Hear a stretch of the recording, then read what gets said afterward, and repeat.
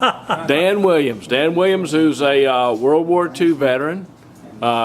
We've read about that. It's in the footnotes in some of the history books. This Yeah, it war was all in all the newspapers. it was in all the newspapers. And Dan, you were on an APA with the Navy back in World War II, and you personally attacked Leyte in the Leyte Gulf and the landings. You were the one that organized and arranged for those landings to take place because you were a musician, is that right? Well, of course. I actually, a lot of musicians helped win the war, you know.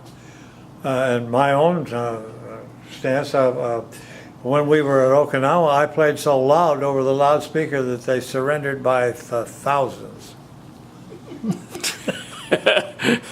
Our side, though, you should have had their side surrendering. Well, I got some of ours too. That's what I was They were afraid fed up with the whole thing. No, I had a band on the ship for something. I didn't like chipping paint and you know, scrubbing decks and what have you. So before we sailed from San Francisco, I organized a band, got the welfare officers and what have you to chip in some money, and I bought instruments for, I think we had about 8 different guys, and I organized a band so that we played on the hatch every afternoon for the troop commanders and what have you. So I got out of a lot of awful duty that I didn't want any part of anyway, you know. But the ship was your personnel attack Yes, ship. that's what it is. Which was USS Zelen, was that Xylan. Xylan? Yeah, and she had 36 landing craft, and we carried 2,100 troops, all of which got sick most of the time. All the troops would be sick all the time, which would be a lot of vomit to have to mop up. Yeah, well, they'd come to a rail and get rid of the dinner they just had, and some of them said they had a weak stomach, but I thought they were throwing it as far as anybody, you know. Where did you land troops? We landed troops at Okinawa, at Naha, and that was the only time we disembarked troops, except that we had loaded fully to hit the beaches in Japan, and instead we were sent to Korea and landed the first troops up there. We went ashore wearing undress whites and Tommy guns. And we met the Japanese and some Russians up there, and they were in full dress uniforms, carrying swords, and everybody was bowing to everybody, and everybody, you know, like there was no war had ever happened. Well, somehow you ended up, did this ship get hit by a kamikaze? Yes, yes. Where at? In Luzon. In Luzon. Yeah, just off Luzon. You were not landing at Luzon. No. You just happened to be in the wrong place. That's right. We were in between troops and all that kind of stuff. No, troops weren't aboard. No.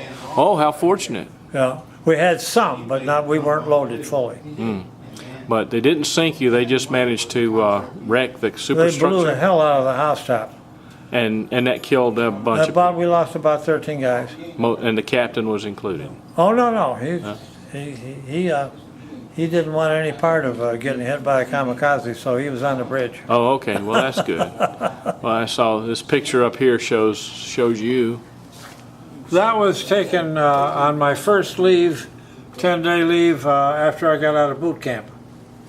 That was our backyard, kind of. And then these planes were shot down by your ship, or? Yeah, I was not aboard when they shot down. But the kamikaze pilot, his body must have remained on the ship at some point. That's a picture of him right there. Yeah, what was he left. About that long. They threw him over the side in a ditty bag. All right, so it was World War II. Would you do it again? If they would put me back at 17 years old, yeah. No, they're going to take you like you are. Oh no, that's all gone. Not going to do that again. No, I don't think so. All right. I don't think I'd be able to. Well, I'm glad we had a chance to talk with you. Anything you want to say to your friends and neighbors out there in TV land? Well, there's Tony Lute right there, of course. He's my best friend here. Tony Lute is the man that runs this museum here in Tupelo, Mississippi. Dan's my best friend, And believe it or not. but If it hadn't been for Tony, I probably wouldn't have met anybody because my wife and I moved back to Tupelo from Sarasota and she's a native from here. She was born and raised here. She wanted to come home, so that's what we did. But I was like a fish out of water. I didn't know anybody, had no friends. And then I ran into Tony here, and I've got more friends than I've ever had. Well, Tony's got a magnificent museum. This is the World War II museum that Yes, he has. Oh, no, Veterans Museum. All veterans, all wars. And this is amazing stuff. And here's Dan is in here as well as all these other people, all these things. This is only a third of Tony's collection, apparently, that's right? right, yeah. And- And this, by the way, is the headquarters of the Liars Club here. Uh-huh. And, you know, we all belong to the Order of the Golden Shovel And the golden shovel because, because we shovel a lot of you-know-what every time that we meet. We have won the war in many different ways every time that we get together. well, I'm proud of you. May you continue to serve. Thank you very much. Well, thank you, and it's delightful to meet you guys.